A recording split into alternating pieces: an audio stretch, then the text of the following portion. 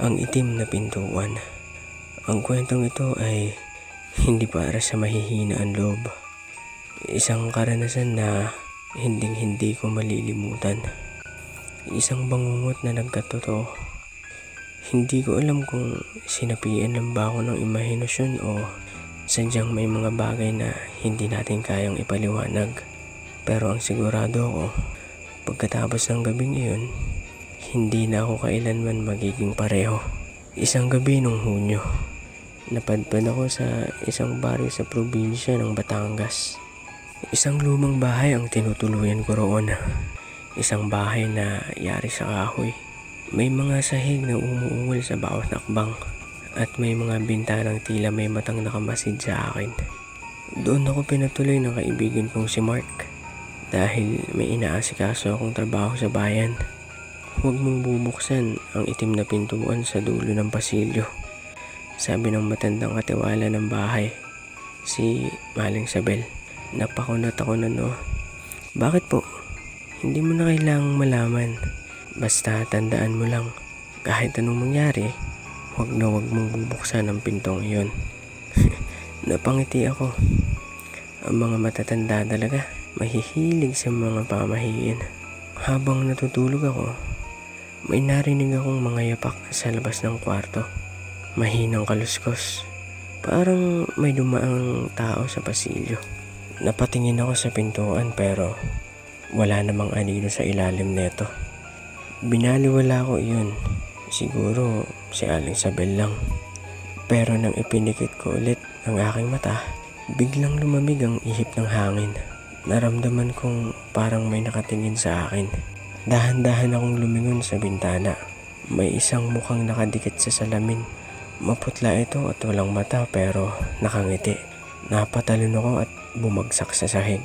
Nanginginig akong sumilip muli sa bintana. Wala na ang muka. Panaginip lang ba yun? Bulong ko sa sarili. Napailing ako at bumalik sa kama. Pero bago ko ipinikit ang aking mata, may narinig akong mahinang bulong. Buksan mo ang pinto. Kinabukasan, hindi ko na sinabi kay Aling Sabel lang nangyari. Baka isipin niyang natatakot ako. Pero habang nag-iikot ako sa bahay, natagpuan kong muli ang itim na pintuan sa dulo ng pasilyo. Mukhang luma ito at tila hindi binubuksan ng matagal na panahon. Naisip kong baka isang imbakan lang ito. Pero may kakaiba sa pintuan. Parang humihinga ito. Hindi ko alam kung ako lang ba ang namamalikmata. Pero pakiramdam ko ay gumagalaw ang kahoy. Parang bumubulong. Buksan mo ako. Mabilis akong lumayo. Hindi. Guni-guni ko lang yon. O baka hindi. Dumaan ang ilang araw na iniiwasan ko ang pintuan.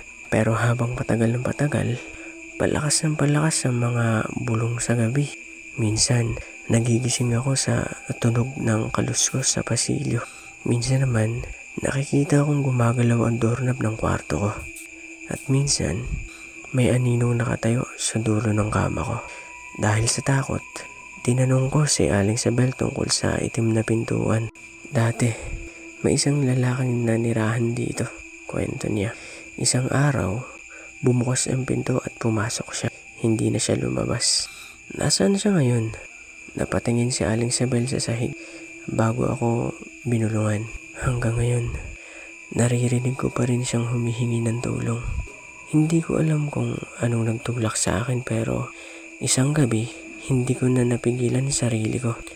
Tumayo ako mula sa kama at naglakad papunta sa itim na pintuan. Tila may humihila sa akin. May bumubulong sa isipan ko.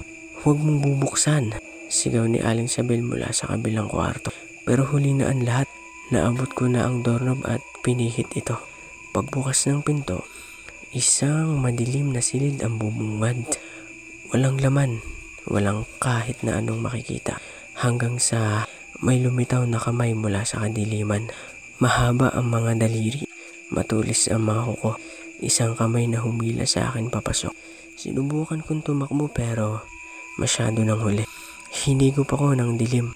At ang huling narinig ko ay ang sigaw ni Aling Sabel at ang malalim na halakhak ng kung anong nilalang sa loob ng pinto. Nagising ako, hingal na hingal at pawis na pawis. Panaginip lang ba yun? Bulong ko. Pero nang tumingin ako sa paligid, nasa loob ako ng isang madilim na kwarto. At sa harapan ko, may isang bagong pintuan. Isa pang itim na pintuan. At sa kabilang panig, may kumakatok. Hanggang ngayon, hindi ko alam kung paano ako nakalabas. O kung nakalabas nga ba ako. Sapagkat tuwing ipipikit ko ang aking mga mata, naririnig ko pa rin ang mahinang boses mula sa likod ng pinto. Buksan mo ako.